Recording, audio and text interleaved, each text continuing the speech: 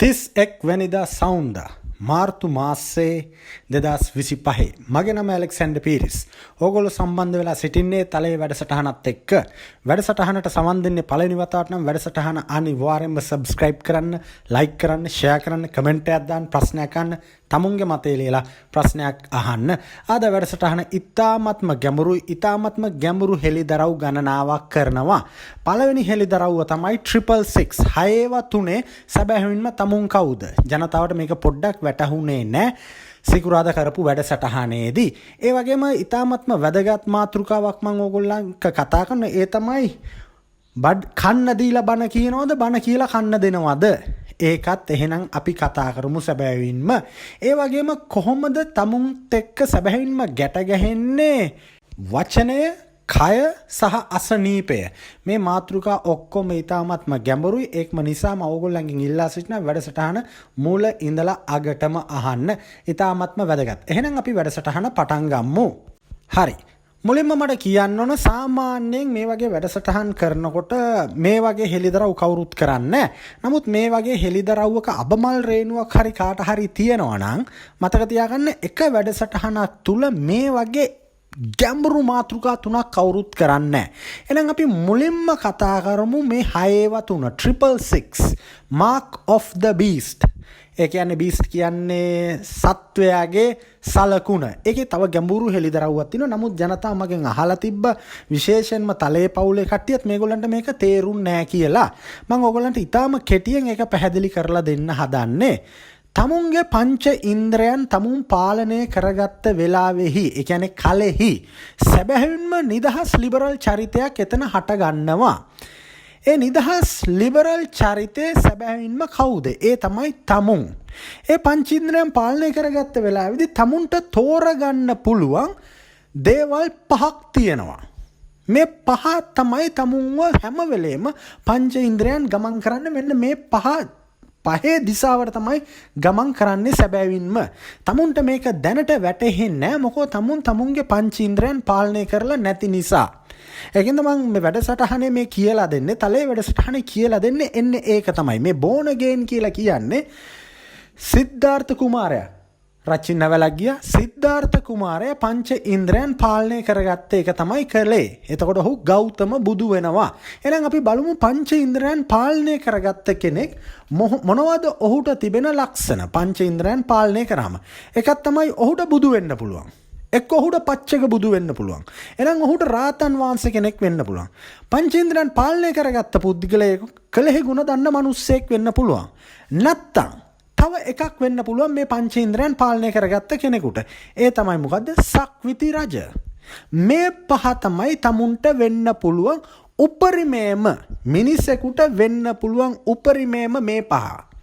මේ පහ තමයි තමුන්ට උපරිමේම වෙන්න පුළුවන්. එහෙනම් තමුන් මෙන්න මේ පහ තෝරගත්තේ නැත්තම් තමුන්ට එනවා අවස්ථාවක්. මේක ඇවිල්ලා ඉතාමත්ම අනර්ගනීය විශේෂ අවස්ථාවක්. ඒ මොකද්ද? තමුන්ට ජේසුස් වහන්සේව පිළිගන්න පුළුවන්. මෙතන තමයි මේක තියෙන්නේ. මතක තියාගන්න, මෙතනයි මේක තියෙන්නේ. එක්කෝ තමුන්ට ජේසුස් වහන්සේව තෝරගන්න පුළුවන්, එක්කෝ තමුන්ට ධර්මිෂ්ඨ මාර්ගය තෝරගන්න පුළුවන්, එක්කෝ තමුන්ට අධර්මිෂ්ඨ මාර්ගය තෝරගන්න පුළුවන්. මේ මෙතනදී තමයි මේ අර මං කිව්වේ 666 කියන එකෙන් තමුන්ට ලැබෙන අවස්ථාව. මේක ජනතාව ප්‍රශ්න කරන්න පුළුවන්, මොකක්ද අප්පා මේ කියන්නේ? මතක තියාගන්න, එක අවස්ථාවකදී ජේසුස් වහන්සේ පීටර්ට කියනවා ඔයා මත මං මගේ පල්ලිය හදනවයි කියලා.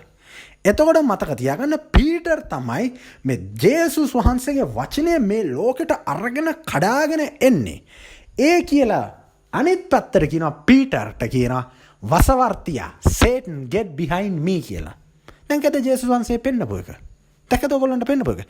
ඒ මිනිසාට පුළුවන් එක තැනකදී ධර්මිෂ්ඨ ජේසුස් වහන්සේගේ බලය ඔහු තුලට ගන්නත්, අනිත් පැත්තෙන් පුළුවන් යක්ෂයාගේ බලය ඔහු තුලට ගන්නත්. මේක තමයි අපිට හැබෙන අනර්ගනීයම ලක්ෂණය. ඒක තමයි ජේසුස් කිව්වේ ඔබ සීතල නම් මං ඔබව ගිලිනවා, ඔබ රස්නි නම් මං ඔබව ගිලිනවායි කියලා. මේක දැන් ඕගොල්ලෝ හොඳට තේරුම් ගන්න. ඕගොල්ලන්ගේ පංච ඉන්ද්‍රයන් ඕගොල්ලන්ව අරන් යන්න පුළුවන් උච්චිතම අවස්ථා පහයි තියෙන්නේ. එහෙම තේරුම් ගන්න. ඕගොල්ලන්ගේ පංච ඉන්ද්‍රයන් දමනය කිරීම පංච ඉන්ද්‍රයන් තුල ඕගොල්ලෝ ගැලවීම විමුක්තිය සොයා ගැනීම නැත්තම් පංච ඉන්ද්‍රයන් වලට ඕගොල්ලන්ව අරගෙන යන්න පුළුවන් සන්දිස්ථාන පහයි තියෙන්නේ. ඊටාත්ම ගැඹුරු සන්දිස්ථාන පහයි තියෙන්නේ. මේ ගැඹුරුම සන්දිස්ථාන පහ ඇවිල්ලා ඕගොල්ලන්ට තේරෙන මං කිව්වොත් මේ ලෞකිකව මේ කෘතඥ ලෝකයේ කෙනෙකුට තේරෙන්න කිව්වොත් ඒ තමයි එකක් තමයි බුද්ධත්වය. ඒක තමයි උසස්ම තැන ඕගොල්ලෝ දන්න. ඕගොල්ලෝ දන්න. අනිත් එක තමයි පච්චක බුදු වෙන එක. අනිත් එක තමයි රහතන් වහන්සේ කෙනෙක් වෙන එක. අනිත් එක තමයි කලෙහි ගුණ දන්න මිනිස්සෙක් වෙන එක. අනිත් එක තමයි සක්විති රජ වෙන එක. දැන් ඕගොල්ලෝ ඔයිට වැඩිය දෙයක් දන්නවද මට කියන්න? ඔගොල්ලෝ මට පැහැදිලිව කියන්න ඔයිට වැඩිය දෙයක් ඔයා දන්නවද? ඔගොල්ලෝ බුදුවරයෙකුට වැඩිය දෙයක් දන්නවද? නැහැ. ඔගොල්ලෝ පච්චක බුදුවරයාට වැඩිය දෙයක් දන්නවද? නැහැ. ඔගොල්ලෝ රාතන් වංශ කෙනෙකුට වැඩිය දෙයක් දන්නවද? නැහැ. නෑනේ. කලෙහි ගුණේ දන්නේ මිනිස්සෙකුට වැඩිය දෙයක් ඔයගොල්ලෝ දන්නවද? ඔයගොල්ලෝ මට අවංකවම කියනකො ඔයගොල්ලෝ ගහන ඔයගොල්ලෝ ගාව කලෙහි ගුණේ තියනවද කියලා ඔයගොල්ලෝ මට කියන්නකො. ඔයගොල්ලෝම කල්පනා කරන්නකො. ඔයගොල්ලන්ට මම ඒක උදාහරණයකින් පෙන්නන්නම්. මගේ වැඩසටහන් වල මම පෙන්නලා තිනවා. ඔයගොල්ලෝ කියන ඔයගොල්ලෝ ගාව කලෙහි ගුණේ දන්නවා. ඔයගොල්ලෝ අපි ඇවිල්ලා බෞද්ධයෝ. අපි ඇවිල්ලා ඒ කියන්නේ බණ අහන බණ කියන ජනතාව අපි බෞද්ධයෝ. ඒ කියලා නෙවෙයිද යුද්ධේ නිම කරපු හිටපු අතිගරු ජනාධිපතිතුමා වෙච්ච මහින්ද රාජපක්ෂව දැන් මහපාරට ඇදලා දාන්න කියන්නේ. ගෙදරින් දොට්ට දාන්න. අර සුනකයව අර තියෙන ගෙදරින් දොට්ට දාන්න කියලා අර යුද්ධෙන් නිම කරපු ජනාධිපතිවරයව නේද? මම කියලා නේද? අති දැන් ඉන්න අතිගරු ජනාධිපතිතුමා අනුර කුමාර දිසානායක එක නොකර ඉන්නේ. ඕගොල්ලෝ කියනද ඕගොල්ලෝ කියපු නිසා කියලා. මම මගේ වැඩසටහන වල කට කැඩෙනකන් කිව්වා නේද? අනුර කුමාර දිසානායකට ජනාධිපතිතුමා ඒක කරන්න එපා කියලා. ඕගොල්ලෝ මගේ වැඩසටහන බලන්න පුළුවන්. අනුර කුමාර දිසානායකගේ ජම්මපත්‍රේ මම නෙවෙයිද දැම්මේ මුලින්ම. මම මොකද්ද කිව්වේ? කාමද්දක්වත් අනුර කුමාර ජනාධිපතිතුමා පලිගන්න එපයි කිව්වා මිනිස්සුන්ගෙන්. එයාගේ ජම්මපත්‍රේ පලිගන්න ඒක නෑ. නමුත් රටේ ජනතාවට මොකද්ද ඕන? බණ කියන දලදා හාමුදුරුවෝ ඉන්නවා. ශ්‍රී මහ බෝධියට යනවා. රුවන්වැලි මහ සෑයට යනවා. වඳිනවා. පෙරහැරේ යනවා. කරඬුව කර තියන් යනවා. හැබැයි අපි කලේ ගුණ දන්නවනේ. අම්මෝ අපි කලේ ගුණ දන්නවා. දන්නවා. ඒක තමයි ජීසස් පෙන්නුවේ. පණ තියෙන ගහට මෙහෙම මට මුන් කළා නම් මේ මිනිසා පණ නැති ගහට ඕගොල්ලන්ට මොනවා කරයිද? ඕගොල්ලෝ ගාවට එන්නේ විරිත්තගෙන.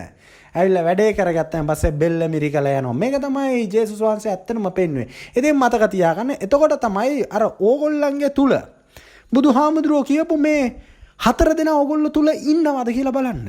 ඕගොල්ලෝ තුල ඉන්නවද කියලා බලන්න. මොකද කලෙහි ගුණ දන්න මිනිස්සයා කියන්නේ සැබෑවින්ම බුදුවරයෙක් හා සමානයි. සැබෑවින්ම පච්චක බුදුවරයා හා සමානයි. සැබෑවින්ම රහතන් වහන්සේ හා සමානයි. මොකද බුදුවරයා කියනවා මේ ලෝකේ හොඳයි කියන්නේ මෙන්න මේගොල්ලෝ. මෙන්න මේගොල්ලෝ. මේ ලෝකේ අපි නිකන් කියමුකෝ මේ ලෝකේ වටින දේවල් මොනවද? මොනවද වටින්නේ? රත්තරන්, රිදී, දියමන්ති, මැණික්, ප්ලැටිනම්. මෙන්න වටින දේවල්. එතකොට බුදුවරයා කිව්වා මෙන්න වටින දේවල්. මෙන්න වටින දේවල්. එහෙනම් මතක තියාගන්න. කලෙහ ගුණ තියෙනවායි කියන්නේ බුද්ධ වචනයට අනුව කලෙහ ගුණ තියෙන මිනිස්සෙකුට එන්න තියෙන ආත්මයකදී අනිවාර්යෙන්ම රාතන් වහන්සේ කෙනෙක් වෙන්න පුළුවන්. පච්චක බුදුවරයෙක් වෙන්න පුළුවන්. බුදුවරයෙක් වෙන්නත් පුළුවන්. නමුත් මේ ඔක්කොම පාලනය වෙන්නේ පංච ඉන්ද්‍රයන්ගෙන්. ඊට පස්සේ පංච ඉන්ද්‍රයන්ට පුළුවන් තමුන්ව අරගෙන යන්න තව එක උච්චිතයකට. මේ උච්චිතය සක්විති රජ. සක්විති රජ කියන්නේ ධර්මිෂ්ඨ රජ කෙනෙක් නෙවෙයි. ධර්මිෂ්ඨ රජ කියලා කෙනෙක් ඉන්නවා. සක්විති රජ කියන්නේ සියලු දේම සියලු දෙනාගේම සියලු එකකම ඔහු රජ. ඒ කියන්නේ ඔහුගේ අනස තමයි මෙතන පතරවන්නේ. මෙන්න පස්වෙනියා. මේක ඇවිල්ලා වසවර්ති මාරයත් නෙවේ බුදුවරයත් නෙවේ සක්විති රජ කියන්නේ දෙවි කෙනෙකුත් නෙවේ. සක්විති රජ කියන්නේ ඊ타ත්ම වෙනස් චරිතයක්. එහෙනම් අපි ඒකත් පන්නලයන්. ඒ කියන්නේ අපේ පංච ඉන්ද්‍රයන් දමනය කිරීමේදී අපි බුදු වෙනවද, පච්චක බුදු වෙනවද, රාතන් වහන්සේ වෙනවද, කලෙහි ගුණ දන්නවද, සක්විති රජකම ගන්නවද? මේ ඔක්කොම ඇතහැරියහම මතක තියාගන්න ඕගොල්ලෝ වෙනවා වෙනත්ම තැනකට. වෙනස්ම තැනකට එනවා හිස් පිටුවකට. ඒක තමයි ඇත්ත කතාව. හිස් පිටුවකට එනවා. ගොඩක් මිනිස්සු දන්නේ නැති එකක් තමයි ගෞතම බුදුහාමුදුරුවෝ දැන් බුදු වුණාන් පස්සේ ඔහු ඒ කියන්නේ ඒ කියන්නේ අර අපි කියන්නේ පෙරම් පුරාගෙන එන්නේ බුද්ධත්වයට. ඔහු මොකද්ද මේක කියලා දන්නේ නැහැ. බුද්ධත්වයේ කියන එක මොකද්ද කියලා ගෞතම බුදුවරයා දැනගෙන හිටියේ නෑ. නමුත් ආත්ම ගානක් තිස්සේ පෙරම් පුරාගෙන එන්නේ. මේක ලබා ගන්න. ලබා ගත්තන් පස්සේ තමයි ඔහු දැනගන්නේ මරණය කියන එක මෙතන නවත්තන්න බෑ. උපත නවත්තන්න පුළුවන්. ඒකින්ද මතක තියාගන්න මෙතන බුදුවරු ගණනාවක් ඉන්නවා. ගෞතම බුදුහාමුදුරුවෝ ඇවිල්ලා 4 වෙනියා මේ බුද්ධ කල්පේ තව කෙනෙක් එන්නේ ඉන්නවා 5 දෙනෙක්. මේ බුද්ධ කල්පේ 5 දෙනෙක්. එතකොට මේ 5 දෙනාම ඉන්ඩිවිජුවල්ස්ලා 5 දෙනෙක්. ඒ කියන්නේ වෙනස්ම චරිත පහක්. නැතුම එකම එක්කෙනා නෙවෙයි මේ වෙන්නේ. එනම් මතක තියාගන්න ඊළඟට එන්න මෛත්‍රී බුදුවරයා මේක මොකද්ද කියලා දන්නේ නැහැ. ඔහු බුද්ධත්වයේ ලබනකම් ඔහු දකින ඒ කියන්නේ සත්‍ය කියන එක තාම දැකලා නැහැ. ඔහු දකින සත්‍ය තාම ලෝකෙට පවසලා නැහැ. ඒක හොඳට මතක තියාගන්න. ඒක තාම ඔහු ලෝකෙට පවසලා නැහැ. එහෙනම් මතක තියාගන්න එතනින් පස්සේ බුද්ධත්වේනොත් මේ සක්විති රජගෙනුත් පස්සේ තමුන්ට හම්බ වෙන අනර්ග අවස්ථාවක්. ඒ මොකද්ද? එක්කෝ තමුන් දෙවියන් වහන්සේව ජේසුස් වහන්සේව බාරගෙන ඔහු තුල ඔහුව ඔබ තුලට ඔබ ඔහු තුලට ගන්නවාද නැත්නම් ඔබ යක්ෂයව ඔබ තුලට ගන්නවද? මේ යක්ෂයව ඔබ තුලට ගන්නවයි කියලා කියන්නේ මතක තියාගන්න තමුන් යකා වෙන එක නෙවෙයි. තමුන් එක පැත්තකින් මෛත්‍රී මුදිතා කරුණා උපේක්ෂාව වඩවනවා වගේම තමයි ජේසුස් වහන්සේ තුල යක්ෂයා තුල වෛරය, ක්‍රෝධය, තණ්හාව, ඊර්ෂ්‍යාව තමුන් වඩවනවා. මේකයි යොතන තියෙන්නේ. මෙච්චරයි යොතන තියෙන්නේ. තමුන් වෙනම විදියක සත්‍යයක් ඇත්තක් තුල තමුන් ජීවත් වෙනවා. මිසක් තමුන්ට අං ඇවිල්ලා තමුන්ට එහෙම එකක් වෙන්නේ නැහැ. ඒකින්ද තමයි මම කිව්වේ තමුන්ට මිනිසා තමුන් නිදහස් ලිබරල් වුණාම තමුන් එක හයක් වෙනවා. තමුන් එක හයක් වෙනවා. මෙතෙන්දි තමයි මතක තියාගන්න අර සිද්ධාර්ථ කුමාරයාව වසවර්ති මාරය එක විදියක පරීක්ෂාවකට ලක් කරනවා. ලක් කරලා බලනවා තණ්හා රාග රතියගේ දූවරු එවල එක එක ගැට දාලා බලනවා ඔහුගේ න්‍යාය පත්‍රය මොහු බාරගනීද කියලා. ඔහුගේ විවස්ථාව ඔහු බාරගනීද කියලා. බාරගත්තා නම් එක විදියක බුද්ධත්වයක් තමයි. එක විදියක තව ජීවිතයක්, එක විදියක තව පැවැත්මක් තමයි. ඒක තමයි ඇත්ත කතාව. එතකොට ජේසුස් වහන්සේවත් වසවර්ති මාරයා පරීක්ෂා කරනවා. කරලා අන්තිමේදී මොකද කියන්නේ? ඊටාම ලස්සනට කියනවා. මට නමස්කාර කරන්න. මම මේ ඔක්කොම ඔයාට දෙනවා. ඒ කියන්නේ ඔබ මා තුල මා ඔබ තුල. මගේ විවස්ථාව ඔබ තුල. ඔබ මගේ විවස්ථාව තුල. ඒක තමයි ඔය වසවර්ති මාරයා පෙන්වුවේ ජීසස්ට. එතකොට මතක තියාගන්න ඒ තමයි 6 අපිට වෙන්න පුළුවන්. ඒ කියන්නේ අපිට පුළුවන් ඇහුණනේ හුණා චිච්චිග්ගව අපිටත් පුළුවන් වසවර්ති මාරයා වෙන්න. ජනතාව කියයි ඵලයන් යන්න බොරු කියන්නේ නැතුව. ඒක ගිහිල්ලා බුදුහාමුදුරුවන්ට කියන්න. මොකටද ආනන්ද හාමුදුරුවන්ට කිව්වේ? ආනන්ද ඔයා එක භවයකදී වසවර්ති මාරයා වෙලා හිටියේ කියලා. ජීසස් පීටර්ට කියනවා. ඒ වෙලෙම කියනවා පීටර් සාතන් ගිහිල්ලා මගේ පිටිපස්සෙන් හිටගනින් උඹ නොදන්න බහූබූත මට කියවන්න නැතුව දැක්කද? ඒ කියන්නේ තමුන් තුල මෙහෙම ඒ කියන්නේ ස්විච් එකක් දානවා වගේ on off සමහර වෙලාවට අපිට හිතන මේ මිනිස්සයාගෙන් වැඩක් කරගෙන අපි මොහුට ගෙවන්න ඕන. වැඩේ කරගත්තන් පස්සේ ගෙවන්න හිතෙන්නේ නැහැ. ඒ මොකද්ද ඒ තමුන් ගන්න සිදු වුනේ? අර කලෙහි ගුණ දන්න මිනිස්සයා නැති වෙනවා. ඒක එතන තමුන් තුල කලෙහි ගුණ දන්න මිනිස්සයා නැති වුනහම තමුන් තුල ඇති වෙන්නේ මොකද්ද? පිනද පාපේද? පාපේ. දැක්කද? එච්චරයි තියෙන්නේ. මම එන ඕගොල්ලන්ට උදව් කරන්නම් එන මාර්ගයේ ඇවිල්ලා ගෙදර තියෙන දෙයක් උස්සන් යනවා. නැතුව මම ඕගොල්ලන්ට කියනවා මම ඕගොල්ලන්ට උදව් කරන්න එනවයි කියලා මම ඇවිල්ලා ඕගොල්ලන්ව නස්පැත්තියක දාලා යනවා. එච්චරද? එච්චරයි. ඔන්න ඔතන තමයි මතක තියාගන්න මේ 6ව 666 කියන එකේ මතක තියාගන්න. ඇත්තටම මේ 666 කියන එකේ එන්නේ ඒකයි අපි සියලු දෙනාටම තියෙනවා උප්පත්තියම අපිට දීලා තියෙන අවස්ථාවක්. මොකද්ද? ධර්මිෂ්ඨව යහපත් පුරවැසියෙක් හැටියට ජීවත් වෙනවද? අධර්මිෂ්ඨව මේ සමාජයේ පිළිලයක් වෙන මොකක් හරි වසවර්ති මාරයෙක් හැටියට ජීවත් වෙනවද කියන එක. එච්චරයි ඔකේ තියෙන්නේ. එතකොට තමුන් තේරුම් ගන්න ඇත්තටම තමුන් කවුද? තමුන් ධර්මයේ දරුවෙක්ද ආලෝකයේ දරුවෙක්ද නැත්නම් තමුන් පාපතරයෙක් යක්ෂයාගේ වසවර්ති මාරයාගේ දරුවෙක්ද කියන එක තමුන් තේරුම් ගන්න. ඒ කියන්නේ තමුන් වසවර්ති මාරයාගේ දරුවෙක් වෙන්නේ නැහැ. මොකද ඔහු ඔබට උපත දුන්නේ නැහැ. නමුත් තමුන් ඔහුගේ විවස්ථාව බාර ගන්නවා. ඒ තමයි මට උදව් කරන එකට අරින එක. ඒක තමයි ඔච්චරයි යෝගේ තියෙන්නේ. ඒ කියන්නේ බුදුහාමුදුරුවෝ කියන්නේ කලෙහි ගුණ දන්න මිනිස්සයා හොඳයි. ඔන්න ඕකත් මතක තියාගන්න ඊ타ත්ම වැදගත්. ඒ වගේම මම දැක්ක කමෙන්ට් සෙක්ෂන් එකේ දරුවෙක් ලියලා තියෙනවා 555 ජාතකයේ නෙවෙයි තියෙන්නේ 547යි කියලා තියෙනවා. මේක ඉතාමත්ම වැදගත් මේ 547යි කියන එක. ඉතින් මම මේක දැන් දෙවියන් වහන්සේගෙන් බැලුවම දෙවියන් වහන්සේ මට කිව්වා ඉතාම ලස්සනට. ඒත් 6යිනේ තියෙන්නේ. ඒත් 6යි. අන්තිමේදී 6 තමයි ඉතුරු වෙන්නේ. 547යි. මේක ඉතාම ලස්සනට සිදු වෙනවා. ඔයගොල්ලෝ දන්නවා තලයේ පවුලේ ඉන්නවා සඳමාලි කියලා දරුවෙක්. මේ වැඩසටහන බලනවා, නිතරම කමෙන්ට්ස් ලියනවා, මේ ඔක්කොම කරනවා. ඉතින් මේ දරුවා ඇත්තටම මට එයා අඳුරන කෙනෙක් ගැන කියනවා මෙතුමා මේ පුද්ගලයාට ඔබතුමා එක්ක සම්බන්ධ වෙන්න ඕන කියලා. ඊට පස්සේ මම මේ පුද්ගලයා එක්ක මේ කාන්තාව එක්ක මම සම්බන්ධ වෙනවා. ඒ සම්බන්ධ වෙනකොට ඒ කාන්තාවගේ ජීවිතය ඉතාමත්ම අමිහිරි ජීවිතයක් වෙලා තිබ්බා. ඇය කසාද බැඳපු සැමියෝ දෙන්නෙක්ම මිය යනවා. ඊට පස්සේ ඒ දෙවනි කසාදේ ඉන්න එක දරුවෙක් එක විදියකට ඒ කියන්නේ ඒ වෙච්ච මානසික ඒ කියන්නේ පීඩනය තුල පොඩි දරුවා එක විදියක මානසික ව්‍යාකූලභාවයකට මුහුණ දෙනවා. ඉතින් ඒ දරුවා කියන දේවල් හැසිරෙන විදිය මේ කියලා මේ අම්මා කෙනෙකුට මේක දරා ගන්න බැරුව අම්මා යනවා ඇත්තටම ඉතින් හම්බ වෙන්න යනවා ෆාදර්ලා අරගොල්ලෝ මේගොල්ලෝ මේ සියලු දෙනාම හම්බ වෙන්න යනවා. මේක ඉතාමත්ම වැදගත් මේක සිදු වෙන්නේ කොහොමද කියලා. ඊට පස්සේ මේ කාන්තාව මාත් එක්ක කතා කරනවා. දුරකථනයෙන් කතා කළා. මම ඒ කාන්තාවට කියනකොට මම අහගෙන ඉන්න මුළු කතාවම. මොකද මම ඒ කාන්තාවට ඒ කතා කරනකොට මම ඒ කාන්තාවට කියනවා විනාඩි 5ක් යන්නේ මුළු කතාව තුළට මම කියන මේ සිද්ධිය මම හොඳටම දන්නවා. ඔයාගේ දරුවා මම දවස් 2කින් මේ මුළු ප්‍රශ්නෙම ඉවර කරලා දෙන්නම් කියලා.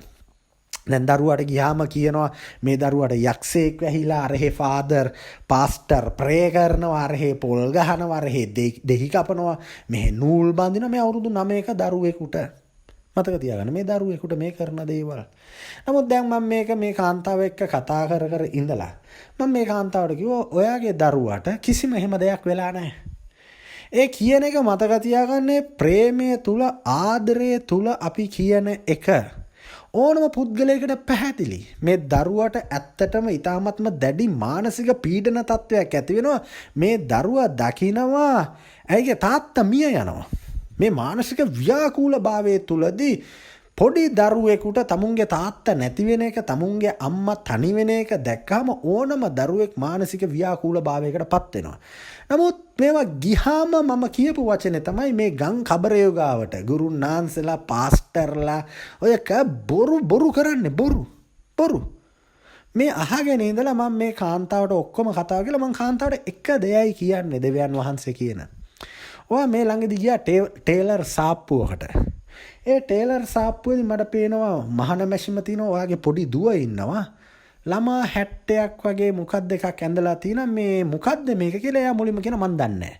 මට එහෙම එකක් නැහැ මං එහෙම කරේ නැහැ. මං කියන හොඳට කල්පනා කරන්න මේ ඊයේ පෙරේදා මොකද වුනේ කියලා. එතකොට එයාට එක පාඩම් මතක් වෙනවා. මං කිව්වා මොකද්ද වුනේ? ඔයා මහන්න ගියා දෙයක්. ඒ මහන්න ගියේ එකේ පාට රතුයි කහයි කියලා කියනවා. එතකොට ඒ කාන්තාව එක පාටම ඒ කියන්නේ එක පාටම ගැස්සෙනවා කියලා කියනවා. ඩොක්ටර් ඇත්ත මම ගියා ළමයාගේ ඉස්කෝලේට ළමයාට පොඩි සාරියක් මහන්න ඕන 70කුයි ඊතරු සාරිය වගේ එක මහන්න ඕන පාට දෙකයි තිබ්බේ මොකද්ද රතු සහ කහ මතක තියාගන්න මම කිව්වේ ඒක මම කියපු වචන ඇත්ත කියලා කියන්න හම්බ වෙලත් නැහැ දැකලත් නැහැ මම ඉඳන් කිව්වා මේක තමයි දෙවියන් වහන්සේගේ ප්‍රේමය කියන්නේ. මෙයා පල්ලියට ගිහිල්ලා යාඥා කරනවා දෙවියනේ මට ශක්තියක් දෙන්න. මට ශක්තියක් දෙන්න මගේ ජීවිතේ කොහොම හරි ගොඩ නගා ගන්න, ගැට ගහ ගන්න. මතක තියාගන්න ජේසුස් වහන්සේ කියනවා ඉල්ලන්න මම එනවා. මේක ඊ타ත්ම වැදගත්. මම මේකේ ඊ타ත්ම ගැඹුරෙන් ඒක කතා කරන්නේ නැහැ. ඒකට හේතුවක් තියෙනවා. ඒ පුද්ගලයාගේ අනන්‍යතාවය මම පවසන්නේ මේක පෞද්ගලික දෙයක්. නමුත් මතක තියාගන්න සමාජයේ ඕගොල්ලන්ව අරන් යනවා එක එක දිහාවලට.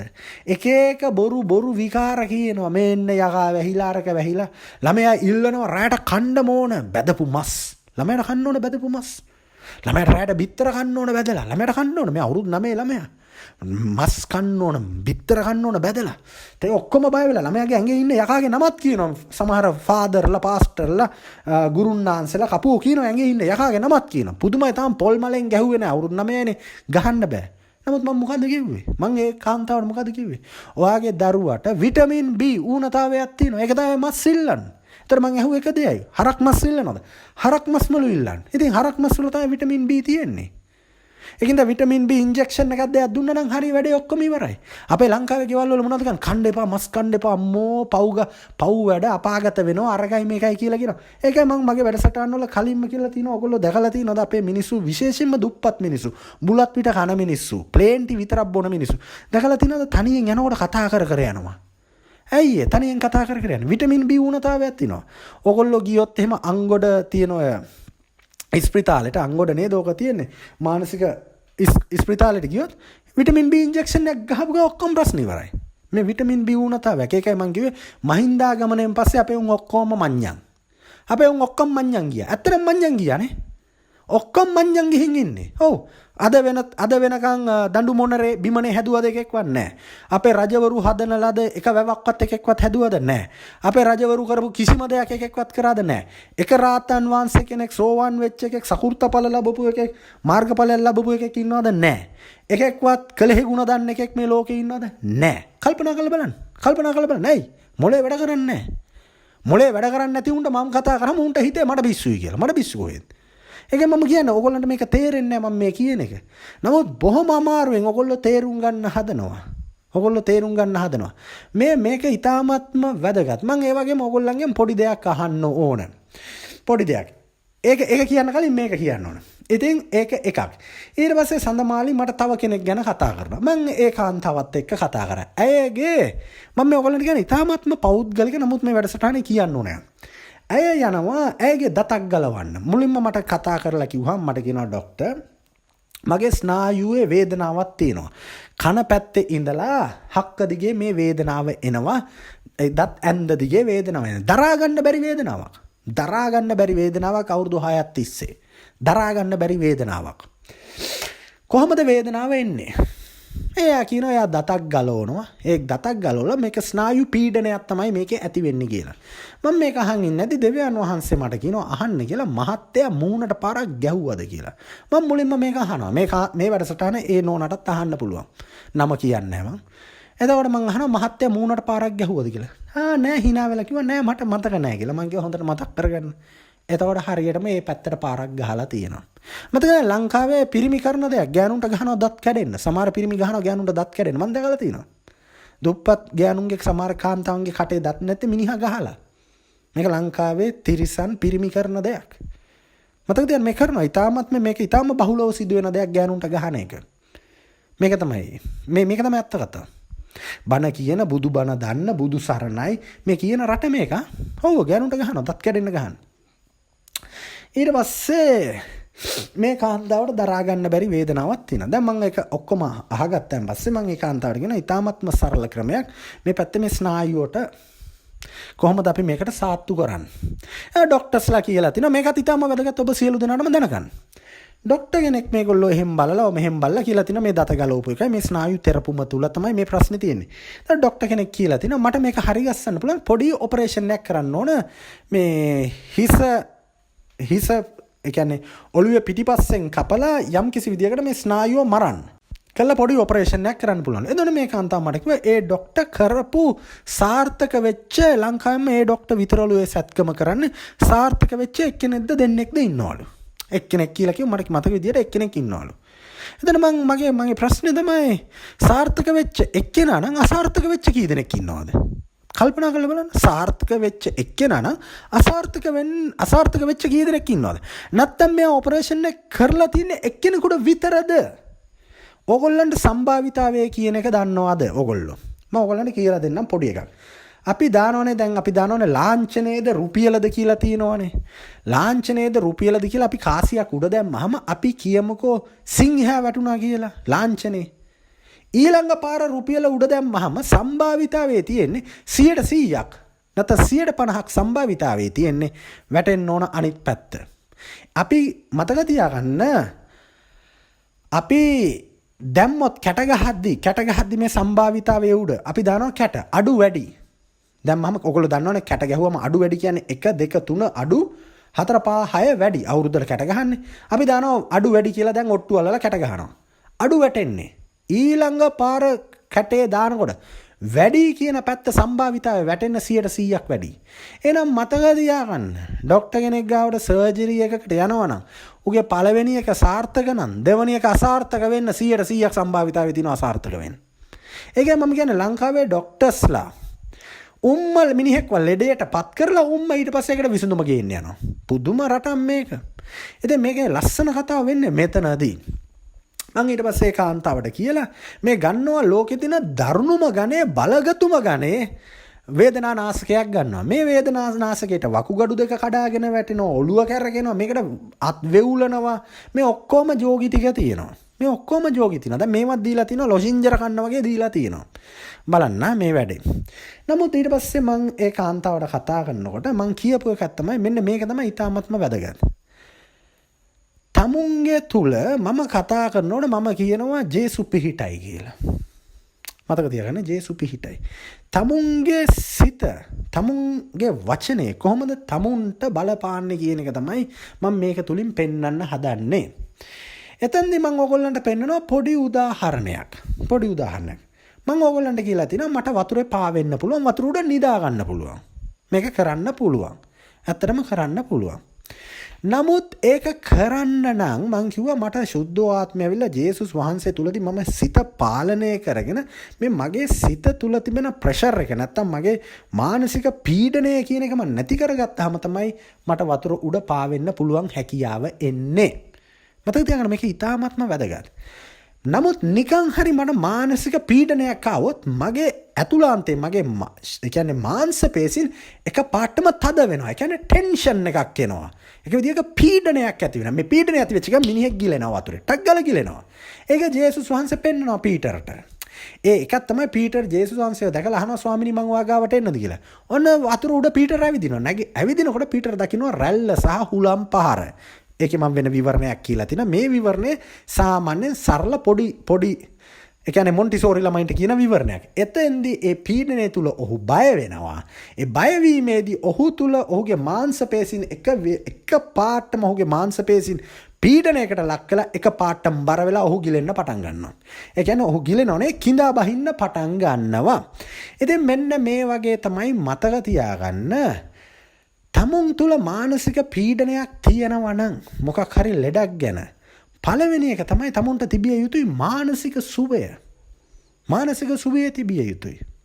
ඒක තමයි අපි කියන්නේ දෙවියන් වහන්සේට තමුන්ගේ සෑම ප්‍රශ්නයක්ම කියන්න, කන්ෆෙස් කරන්න, පාපොච්චාරණය කරන්න කියලා අපි කියන්නේ ඒකයි. එතකොට තමුන්ගේ මේ මාංශ පේශීන් තමුන් ඇත්තටම ඊ타ත්ම සැහැල්ලු වෙලා නිදහස් වෙනවා.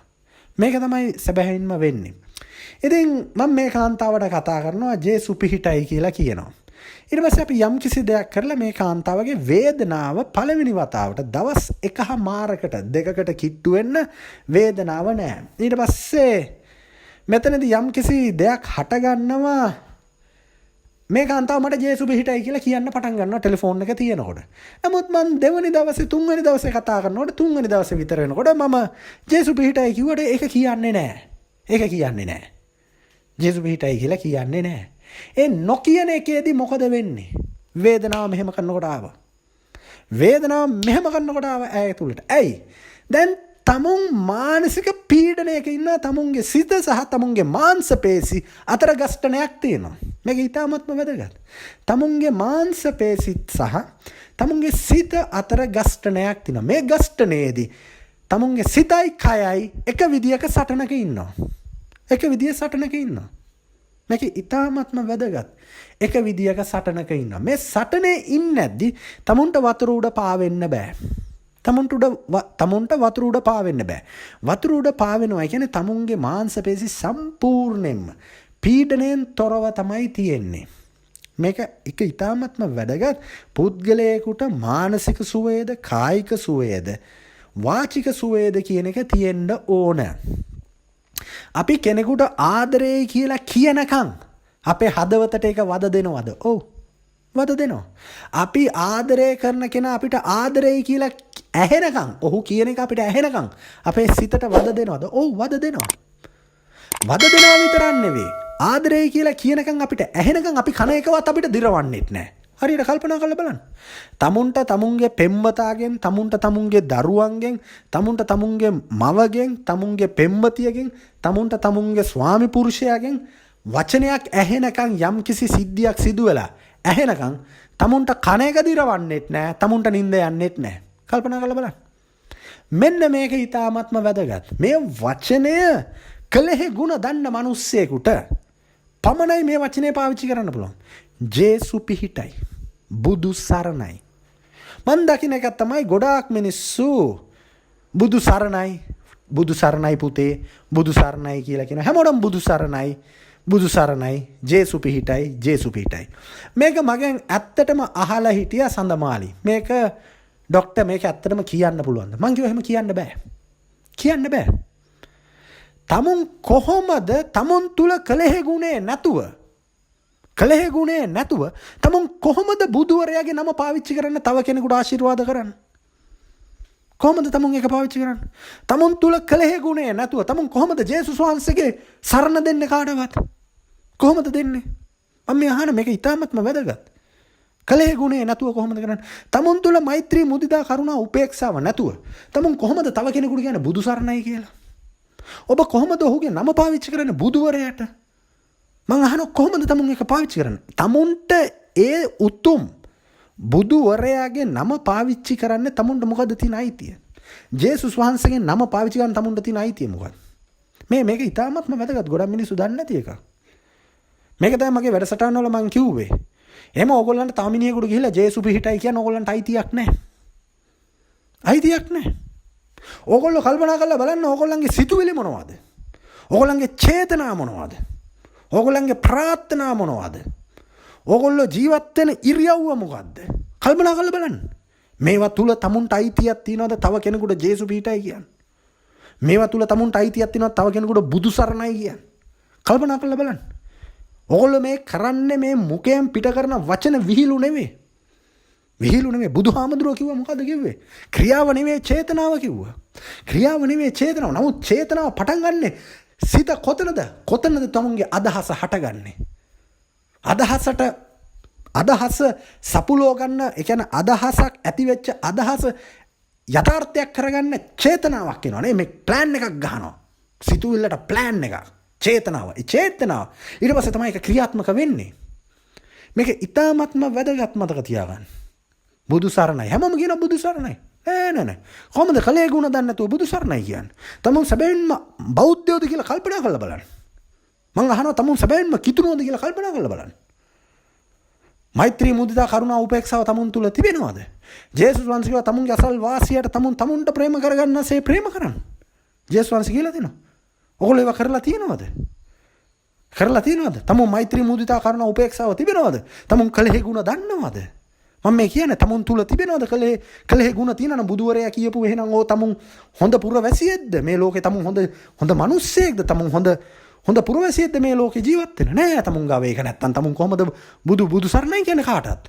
හැම බුදු සරණයි කියන්නේ මොකෝ ඔහෙලගේ බාප්පගේ පුතා ගෞතම බුදුහාමුදුරුවෝ මං කියලා තියෙනවා. ශාත්‍රීය ශාක්‍ය වංශයේ ශාත්‍රීය කුලේ. ගොඩක් ජනතාව මට කියලා තියෙනවා වැඩසටහන වල උඹ බුදුහාමුදුරුවෝ ගැන කතා කරන්න උඹ කවුද කියලා. මම මෙහෙම කියන්නම්. යකෝ මට මගේ නෑයෝ ගැන කතා කරන්න පුළුවන් නේ. මම ශාත්‍රීය කුලේනේ. එයා ශාක්‍ය වංශයේ ශාත්‍රීය කුලේ. අපි ශාත්‍රීය කුලේ. එයා ශාක්‍ය වංශේ. මං අහනවා තොපි කවුද? තොපි පිනට කහින්නේ තොපි කවුද?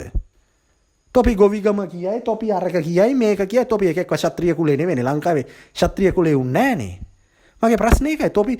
තොපි කවුද මට කියන්න මගේ නෑයෝ ගැන කතා නොකර ඉන්න.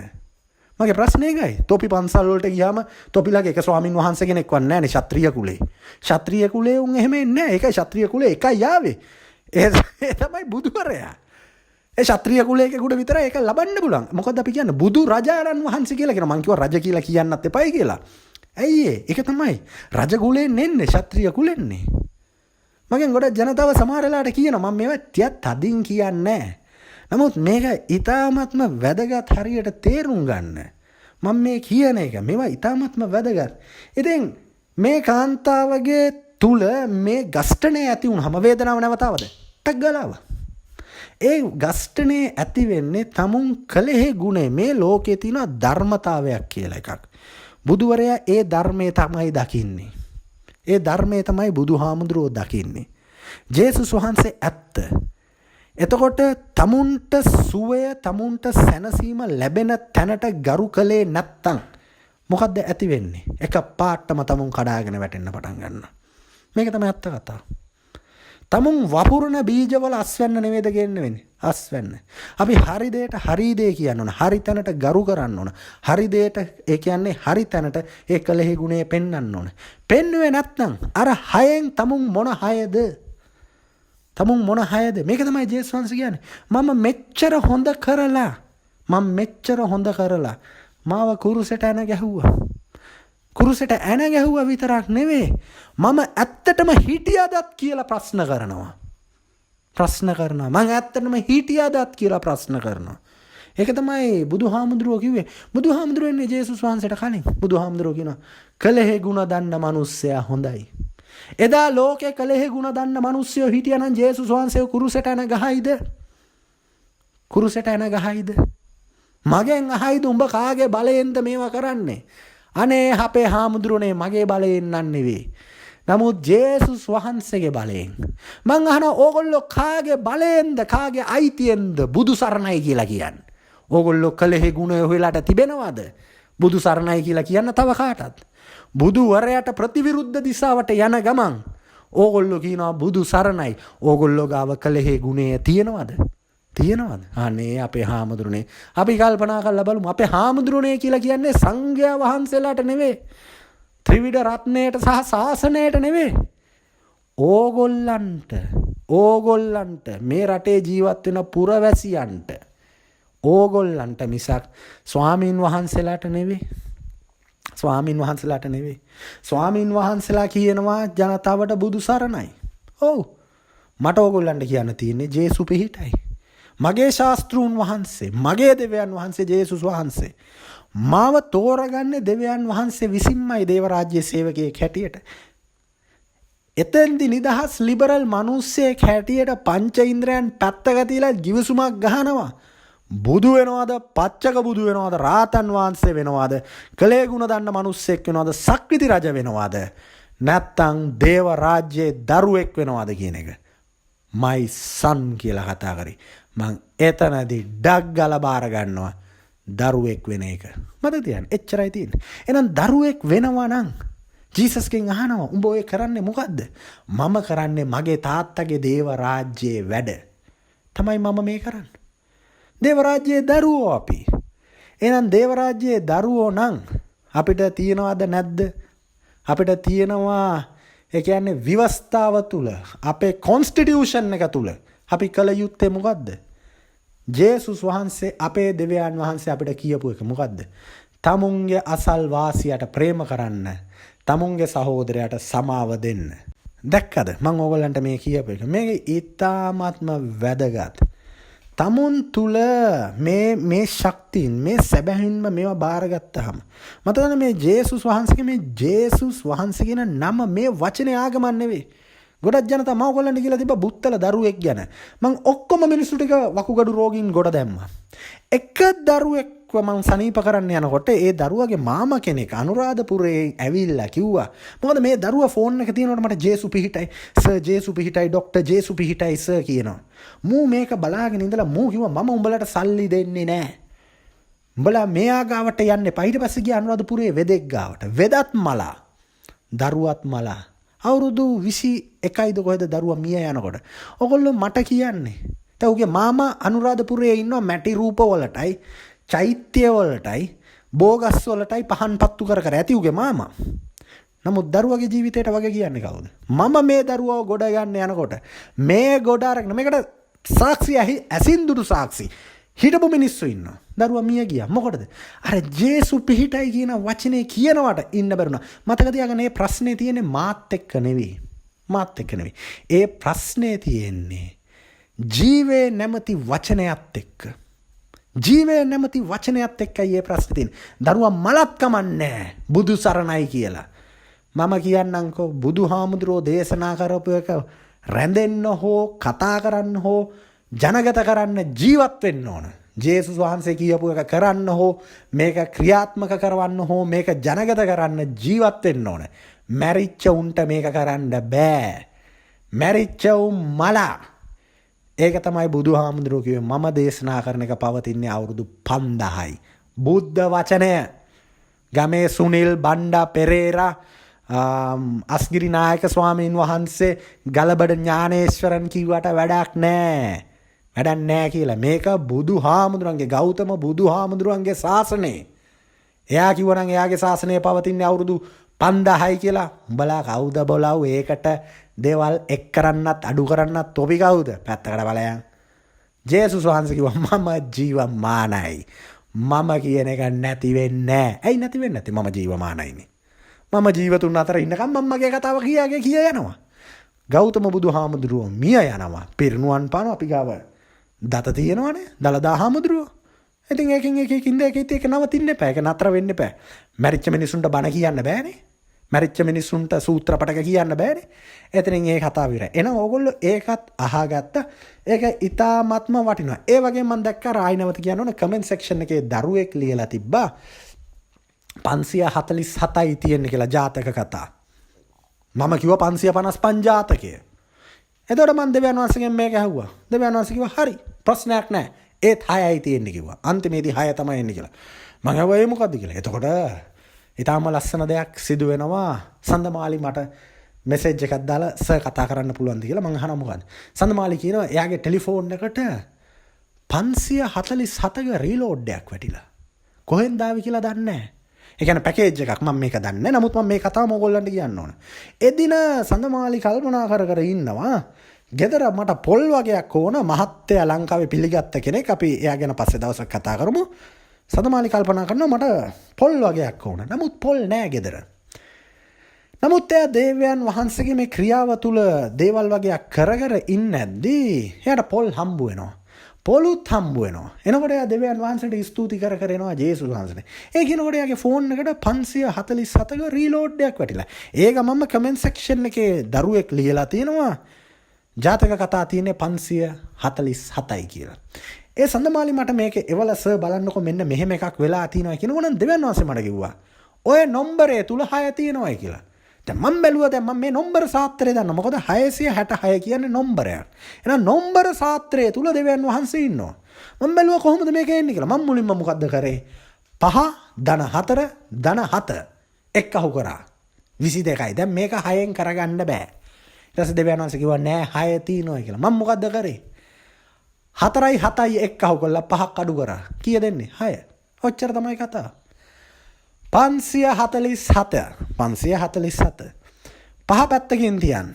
පහ තමයි කවුද? මම කිව්වා. පහ තමයි කවුද? බුදු, පච්චක බුදු, රාතන් වහන්සේ, කලේ ගුණ දන්න මිනිස්සයා, සක්විති රජ.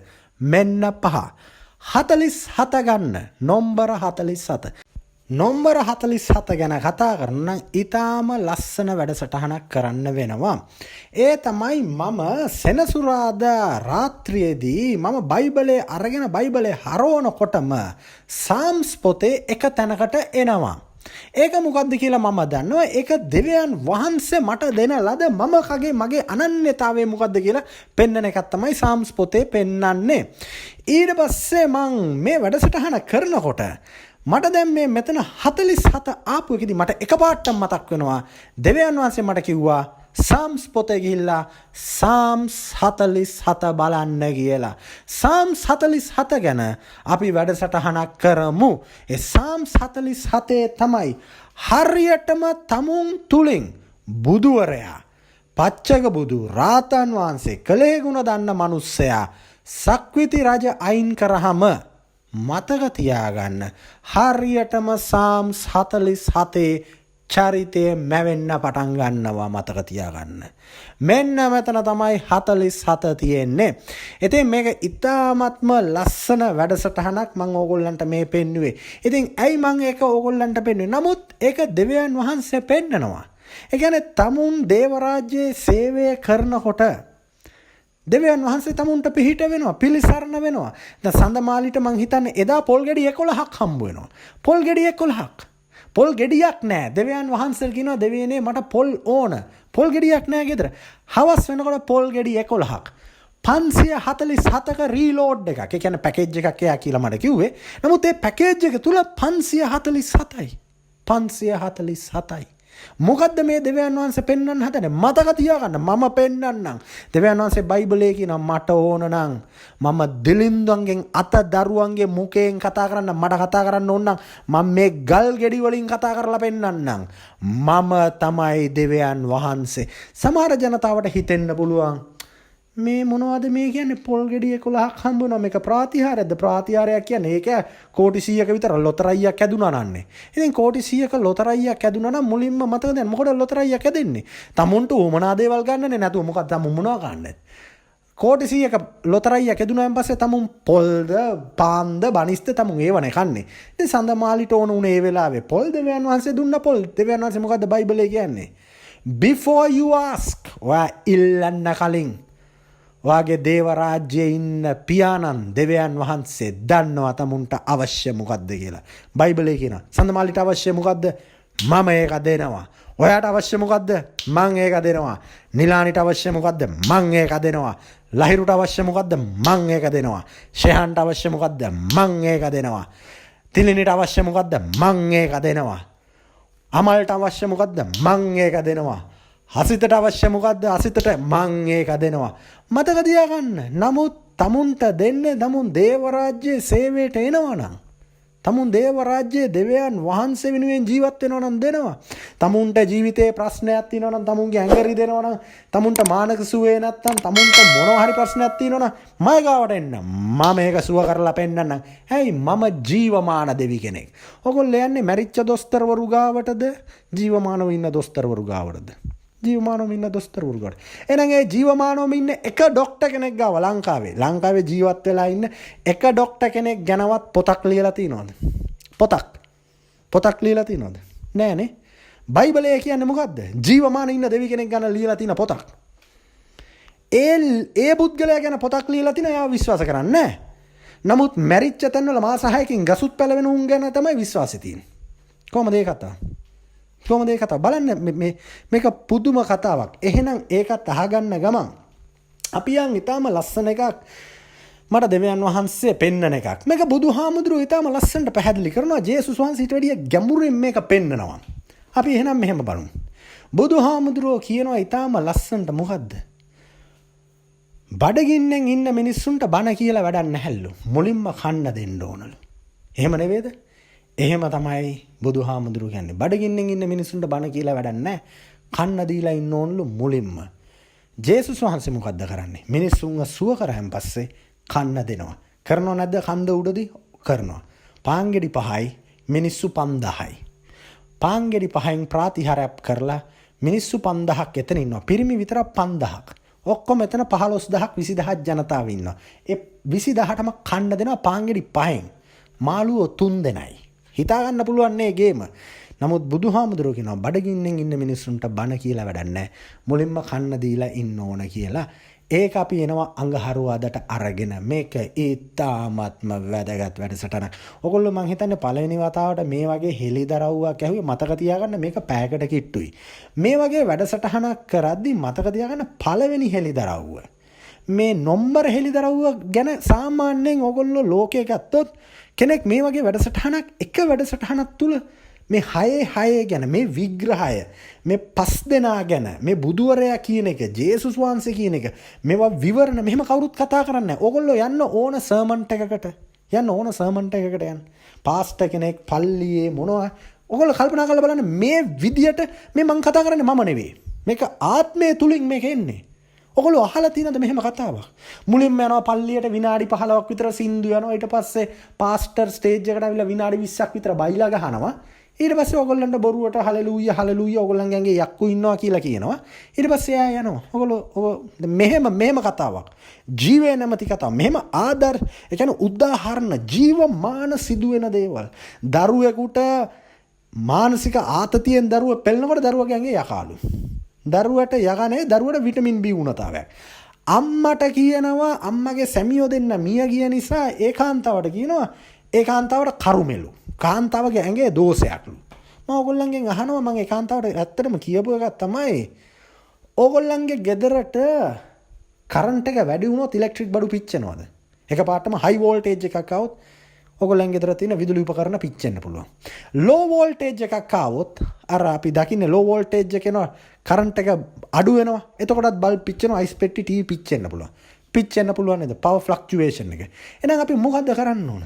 අපි ගෙදරට එන විදුලි බලය අපි ඒ යාල උපකරණයක් දාලා ස්ටැබිලයිස් එකක් දාලා අපි මොකද්ද කරන්න ඕන? විදුලි බලය ගෙදරට එන අපි ඒක පාලනය කරලා හරි රෙගියුලේට් කරන්න ඕන. එහෙම කරන්න ඕනද නැද්ද? එහෙම තමයි කරන්න ඕන. ජීවිතයේ සෑම කෙනෙකුගේම ජීවිතයක් ඇත්තටම එහෙම පාලනය කරන්න ඕන. පාලනය කරේ නැත්තම් මොකද්ද?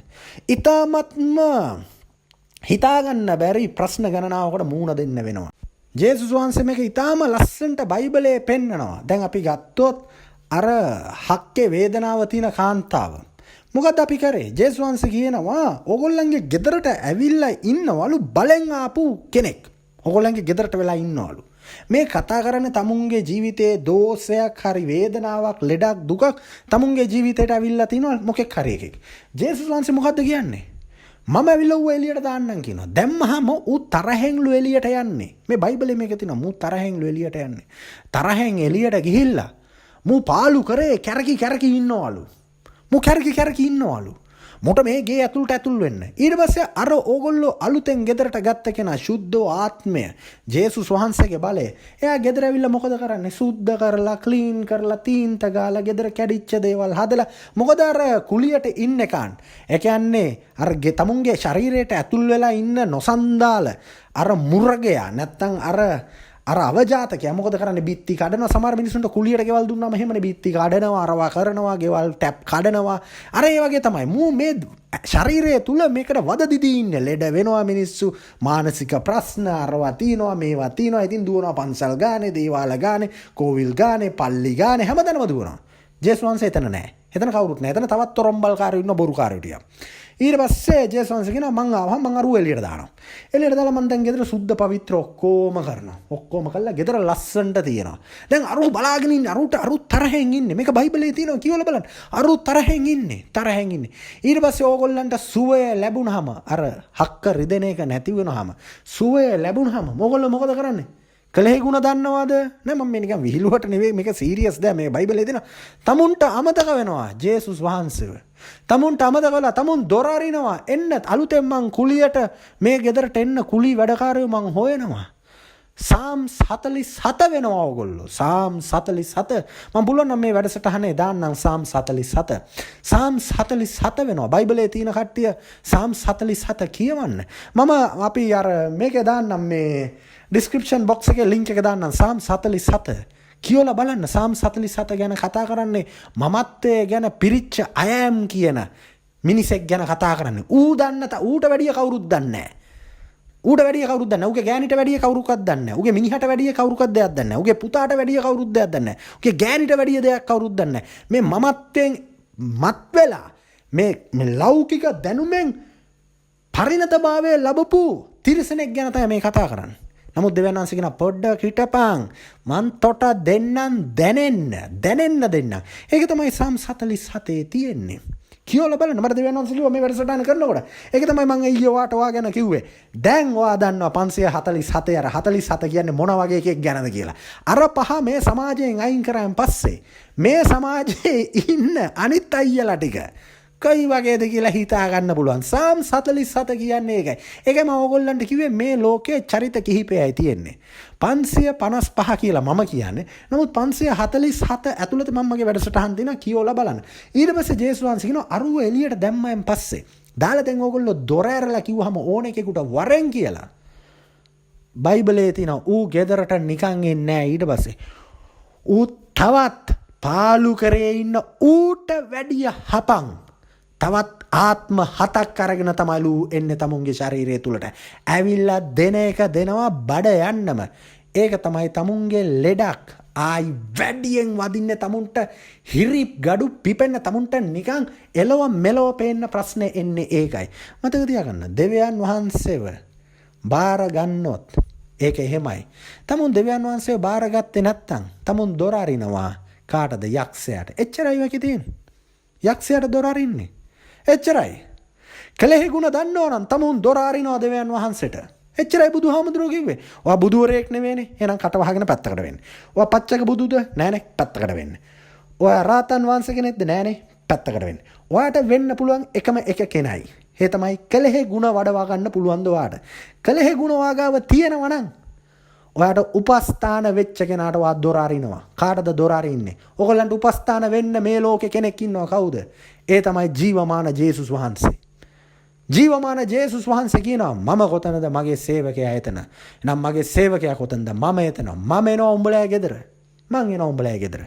ඇවිල්ලා උඹලගේ දොරට මං උඹලගේ දොරට තට්ටු කරනවා. හුණත් චික් චික් ගාව. කවුද මට දොර අරින්නේ? මමයි මගේ තාත්තයි එනවා ඇතුළට. ජීසස් කිව්වා මම තාත්තා තුල, තාත්තා මගේ තුල. ජීසස් අපිට කිව්වා ඔබ මා තුල, මා ඔබ තුල. එහෙනම් දෙවියන් වහන්සේගේ සේවකයා ඇවිල්ලා තමුන්ගේ දොරට තට්ටු කරාම, තමුන් දොර ඇරියාම මතක තියාගන්න මේ මුළු විශ්වයේම බලය අරගෙන දේව වචනේ එනවා තමුන් ගාවට. මොකද්ද වචනය? There is power in the name of Jesus. ජීසස්ගේ නමේ බලය තියෙන්නේ ඕනම දෙයකට. තමුන්ගේ පෙළ පව් පින් කර්මය සෑම දෙයක්ම දොට්ට බහිනවා. ජීසස්ගේ වචනේ තමුන්ගේ මුඛයෙන් ප්‍රකාශ කරන්න මතක තියාගන්න. තමුන් කලෙහි ගුණ පෙන්නන එකයි කරන්නේ. නමුත් කලෙහි ගුණ පෙන්නන්න නම් ජේසු වචනේ කියන ජීසස් කියන එක නැත්තම් බුදු සරණයි බුදුවරයාගේ නම කියන්න කල්පනා කරලා බලන්න තමුන්ට කලෙහි ගුණ තියනවද කියලා. ඒ කලෙහි ගුණ නැත්තම් මතක තියාගන්න තමුන් තුල යක්ෂයාගේ ගෝලයෝ අර ඉන්න තමුන්ගේ කරුමේ කියන එක තමුන් තුලට රිංගනවා. හොඳටම රිංගලා මුල් ඇදලා තමුන්ගේ ජීවිතය ව්‍යාකූල කරලා කරුමෙට උන් ඇදගෙන යන එක යනවා. සාම්ස් 47 කියවන්න. බයිබලයේ තියෙන කට්ටිය සාම්ස් 47 කියවන්න. සාම්ස් 47 බයිබලයක් නැති කෙනෙක් ඉන්නවා නම් කමෙන්ට් සෙක්ෂන් එකේ සාම්ස් 47 දාන්න. සියලු දෙනාටම කියවන්න. ඉංග්‍රීසියෙන්ුත් දාන්න, සිංහලෙන්ුත් දාන්න. මිනිසුන්ට කියවන්න. දෙවියන් වහන්සේ පෙන්නනවා සාම්ස් 47 කියන්නේ කොයි වගේද කියලා. ඒකයි මං කිව්වේ අර පහ අයින් කරාම 547න් අපි එක්කහුව කරනවා 4යි 7යි 47 අඩු කරාම කීය දෙන්නේ 6. ජීසස් 6 47 4යි 7 47 සාම්ස් 47 කියවන්න.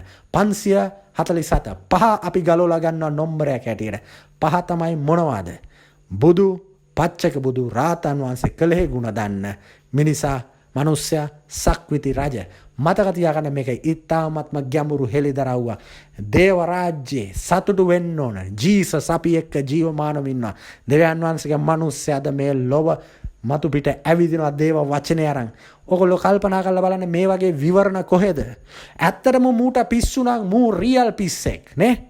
මූට ඉමැජිනේෂන් එක තියෙනවා නම් මූ හොලිවුඩ් බොලිවුඩ් මූ අරන් ගිහිල්ලා ගන්න ඕන චිත්‍රපටයක්. මූ වගේ මේක ගොතලා කියන්න කොහෙද ඉන්නේ? එහෙනම් ඔබ සියලු දෙනාට මම හැමදාම කියනවා වගේ ඔබ සියලු දෙනාටම ජේසු පිහිටයි. ඔබ සියලු දෙනාටම ජයෙන් ජය. ලංකාදීපයට ජය.